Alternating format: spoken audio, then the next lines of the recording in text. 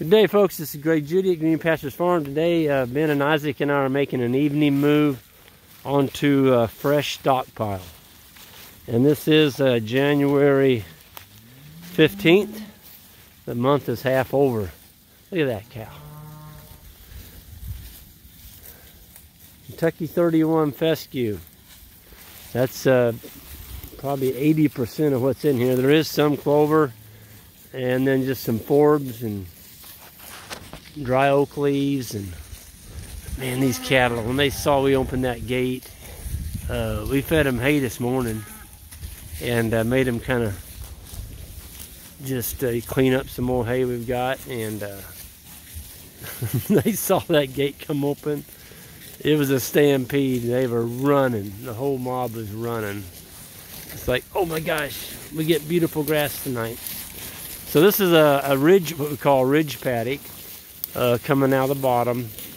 And this is Dave and Sue's farm. And Dave and Sue and I built a new pond up here when I first leased this. He's got a deer stand up there on top of there. There's a beautiful pond. I did trench a line.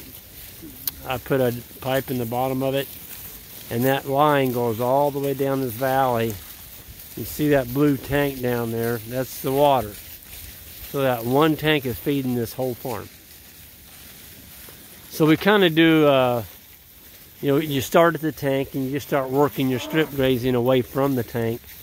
But we're stocked pretty tight in here. There's well, from both that bales, that's where they were at. There's a little fence line down there. There's a single hot wire from there to that pond, or to that deer stand. We've got a wire cutting them off. So there's another probably 2 or 3 acres up there, probably 2 acres. And they're on about 2 acres here tonight.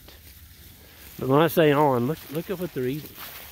I mean, this is some high quality stockpile.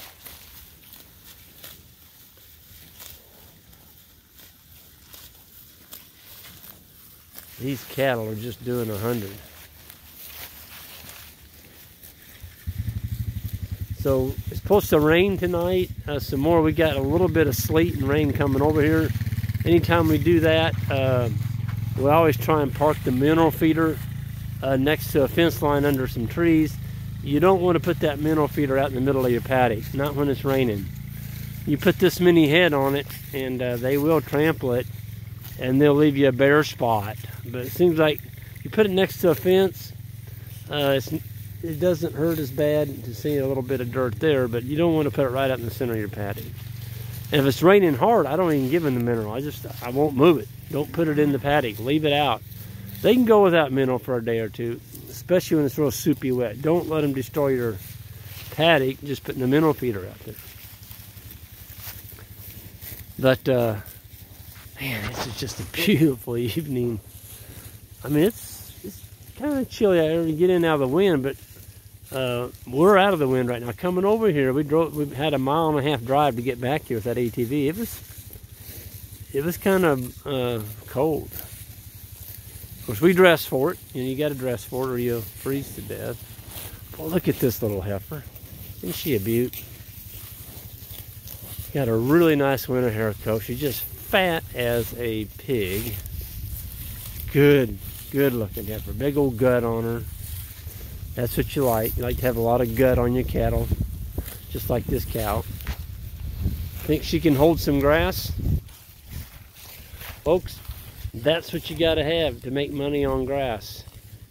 Now, I know there's a lot of other people making money feeding them grain, and that's fine. I'm just saying, if you have access to grain and maybe you're a crop farmer or whatever, you need something to feed them to, that's different. But if you're out here in the hills and the sticks like we are, we're not crop farmers, and so our cattle have to make it on what we raise out here, and that's Kentucky 31 fescue, clover, orchard grass, and whatever else comes up.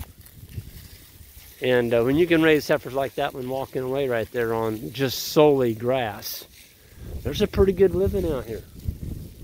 Not a pretty good, there's a darn good living out here.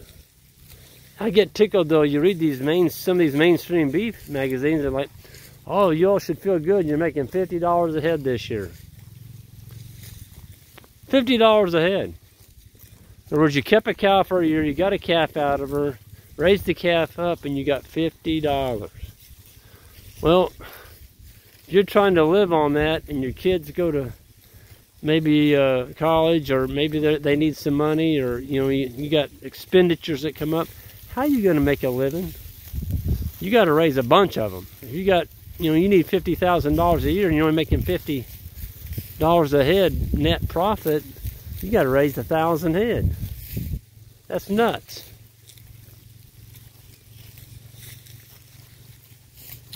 So raise animals on grass. It's your input cost, folks. That's what's getting you.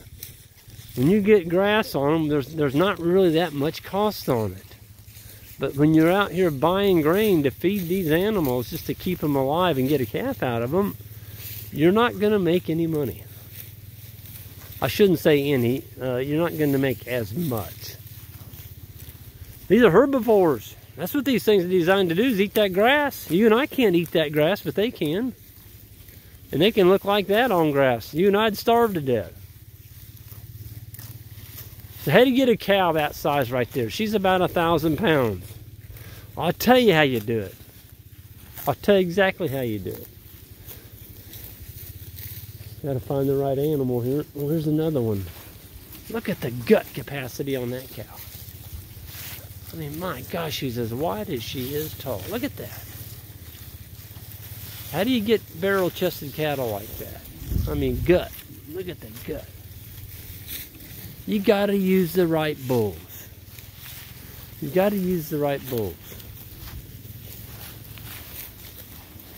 You can't be using 1,800 to 2,000 pound bulls. You're not going to get there. Here's a little guy right here. So this little bull here was born, get the tag number. So he's coming, well, he'll be 16 months old this spring. And there's an older bull right there. So this bull up here would be 2. He's a full 2-year-old, 2.5. And he's nothing but a chunk of meat. And that's what you got to have right there. You got to have a chunk of meat. And you get, you've got bulls that got big and long legs on them. They don't have any gut. How do you expect that bull to give you a 1,000-pound cow? In other words, a heifer that grows into a 1,000-pound cow. They can't do it. Learn to hate leg on your cattle. You've got to get the gut bred into your cattle. And the way to do it is to use smaller frame bulls.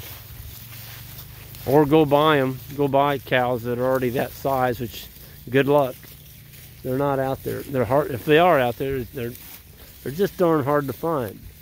So if you've got a herd of cattle and you like to take a little size off of them, get you a smaller frame bull.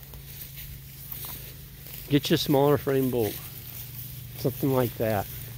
He's a young guy right there, aren't you? My gosh, that's a 2000. Yeah, that's last year's. He's not even a year old. He's right at a year old. Here's a nice young bull over here.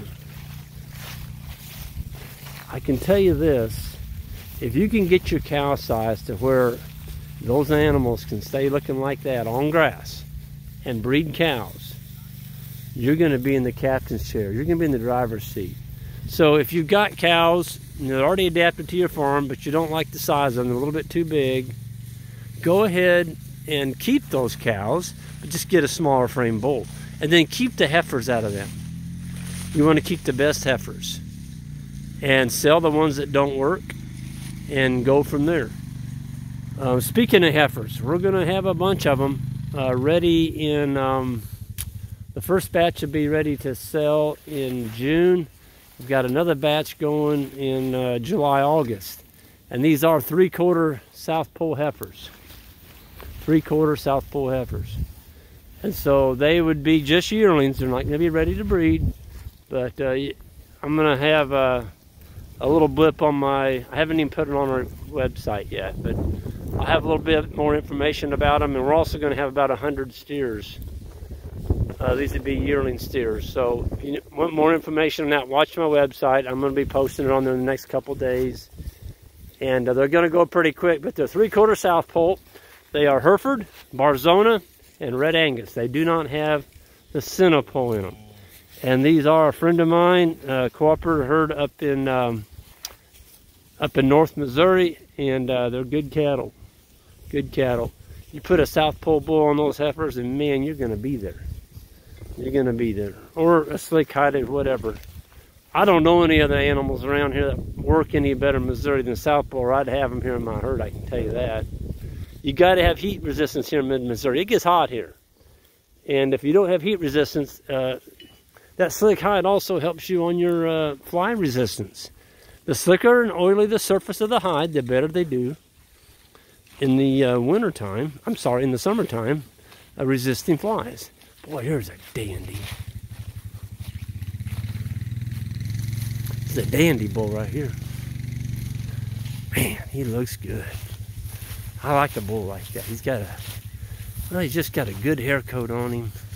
Got a nice tight sheath. He's a young bull. By the time he's grown, he is going to be a beast. Just a good looking animal. Boy, here's another one right here. Now this is a little darker red color bull here. I like him. Of course, pictures never do justice. I'm looking at him on the video, and then I look at him in real life like, that's not even the same animal. That's just the way it is. You can go with what you got. But I can tell you what, he can produce that right there. That cow there make you a ton of money. And that's because she's got a big old gut. Big old gut. She's about 48 inches tall. From that top of that tail to the ground, she's about 48 inches tall. That's what we like them. Fine bones on the leg, good hair coat, big old gut, holds a lot of grass. And they can take all that grass and convert it to red meat. That's what you're selling. You're selling meat. Man, I love them boys. I call them boys. They're young men. Ben and Isaac. They are just an awesome set.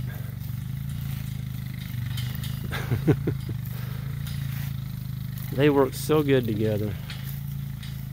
Always got a pleasant smile on their face, and just a really good passion for what they're doing. And those two young men will go far in life, I can tell you that. Absolutely will go far. And we're just tickled to death to have them here on Green Pastures Farm.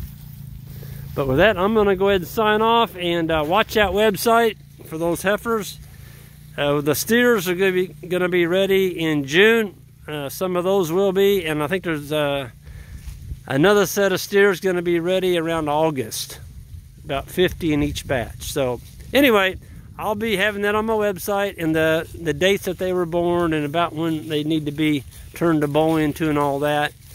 And then you can email me if you're interested about pricing and stuff like that. So anyway, I'm going to go ahead and sign off of here, and you all have a great day. If you're new to that channel, our channel, I'd appreciate it if you hit that subscribe button and that like. That'd be great. And we're going to just enjoy the evening with our cows on stockpiled fescue here in central Missouri. Take care, folks.